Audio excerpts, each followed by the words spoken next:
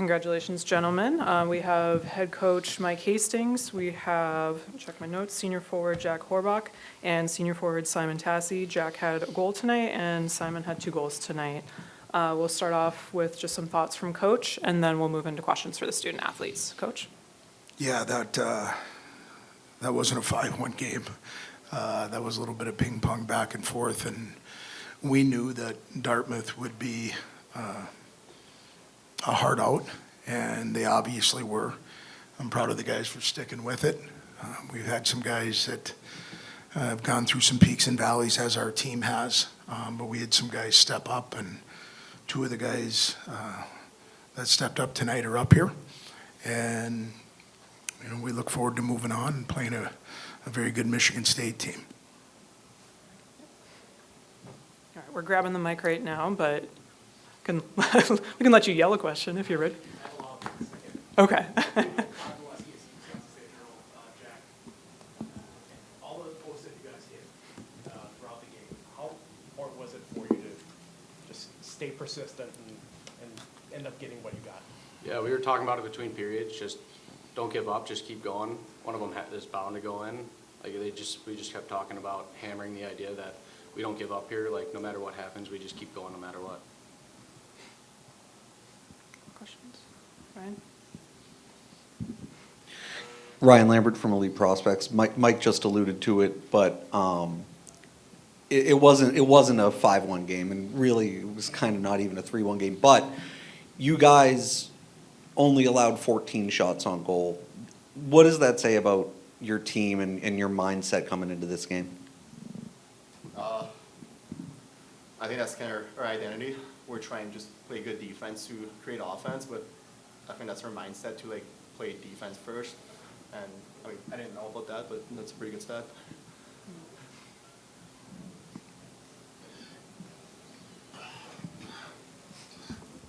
Chris Vogel, College Hockey on SI, for both of you.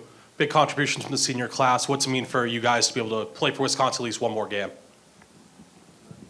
I mean, we love this university. Everything that we're given, we thought we have to repay it. So just being able to go out there one more time and then hopefully turn it into a couple more, it's just everything to us. So we're really putting everything on the line. Yeah, speaking of, I think that just so grateful to have the chance to play for this school and just trying to show it show it back on the ice. But yeah, it's a really special place.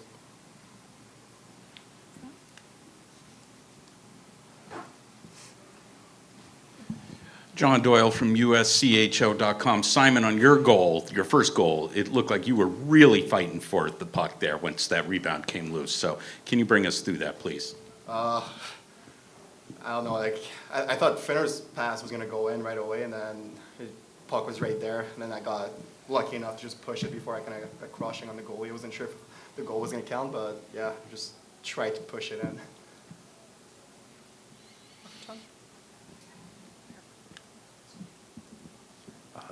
Simon, scoring when you guys did early in the game after a couple of years ago, the first period was not really in your favor. How big of a lift was that? Yeah, we know that Dortmund's defense is really good, so we knew that getting the first goal was going to be really important. And like you said, we didn't play for 2.5 weeks. We're just getting into it and just getting some momentum. Our start was really good, so it was just nice getting something on the scoreboard to show it for. I'll do 1 or 2 more for the student athletes if there are any. Josh? Josh Seawan, College Hockey News for either of you guys. Just talk about that start. I mean, you guys got shot out of a cannon. Obviously, 15 days of rest. How important was that, and how important was it to kind of execute on your game plan early? Yeah, I mean, our coaches and coaching staff did a really good job of maintaining us and getting us ready for this start. So I think by the time it finally came, we were really happy for this opportunity and just the opportunity to play again. So I thought we really put that out there, and it really lifted us up in that first couple minutes. I can do 1 more for the student athletes if there is one. Go Todd with the last one. I guess, Simon, you played Michigan State. You've won against them twice on the road. They won twice at your place. You get a neutral site to decide it. How are you looking at that one as you look forward to Saturday now? Again, just grateful to be here. I think we're gonna watch some tape again, reset, like this is obviously we're happy about the win tonight, but we're just gonna get a little reset and then get ready for the game. But yeah, we know it's a good team. We know we're a good team. It's gonna be a good game.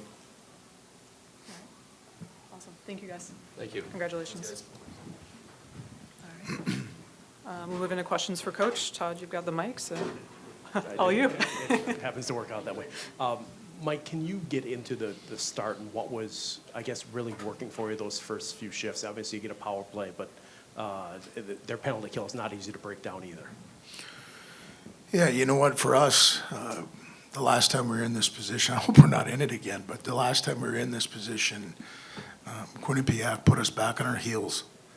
And so that was a learning experience for the coaching staff and the guys that were with us 2 years ago.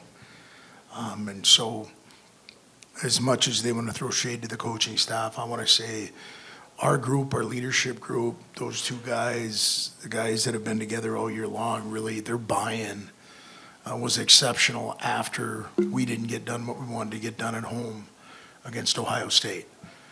We took some time off, got them away from the rink a little bit. They were able to spend some time together, and you know, the one thing that this group has done since June is they've had each other's backs. And so for us to get off to a good start, you don't know how many power plays you're going to get against Dartmouth because one, they're incredibly disciplined, and then two, their penalty kill is incredibly detailed. So for us to be able to get a power play, be able to cash in right away, I thought that gave us some momentum for the second half of the first period. Thanks, Ryan. Ryan Lambert from Elite Prospects. You mentioned being detailed. Have you seen a defensive performance from your team like this one tonight where they were blocking everything? Dartmouth wasn't putting much on net. You know what? I'll say this. I'll give Joe Pavelski a plug here. He talked to our group before we left, and he talked about commitment and what is your willingness to be committed to make sure everything goes your way. First as an individual, a line, a D pair, goaltending, and the guys did tonight, and they stuck with it. Like there were definite opportunities.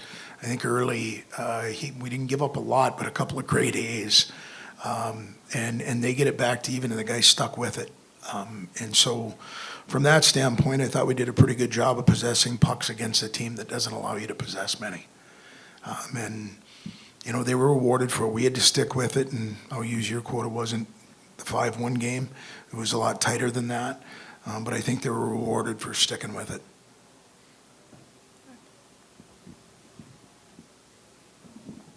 Alex Hall, New Hampshire Union Leader. Mike, can you just talk about the game plan for shutting down the Dartmouth top line and what you felt like you guys did well to neutralize them tonight?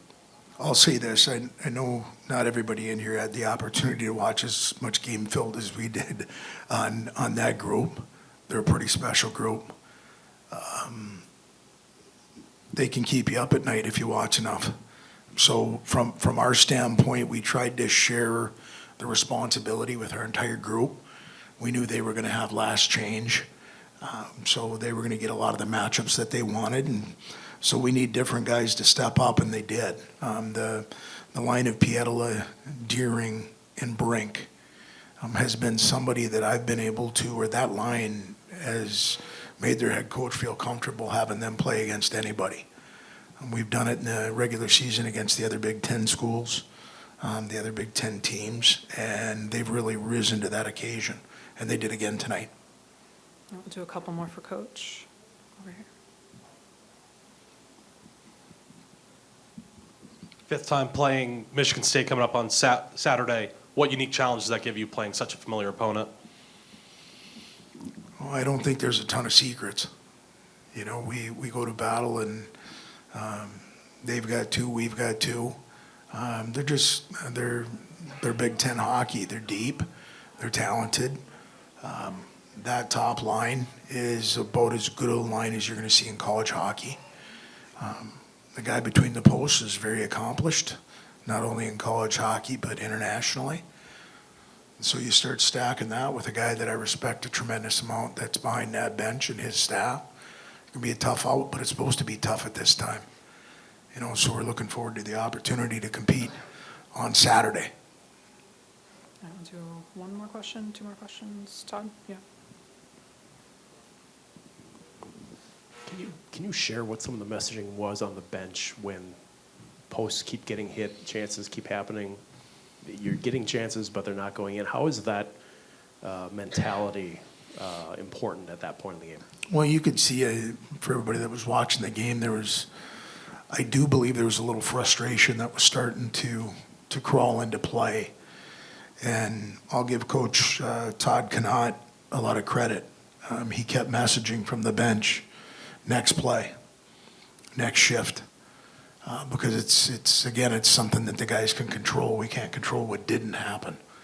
And I thought the guys grasped onto that, took it and ran with it, and they were rewarded for it. All right. Thanks, Coach. Thank you.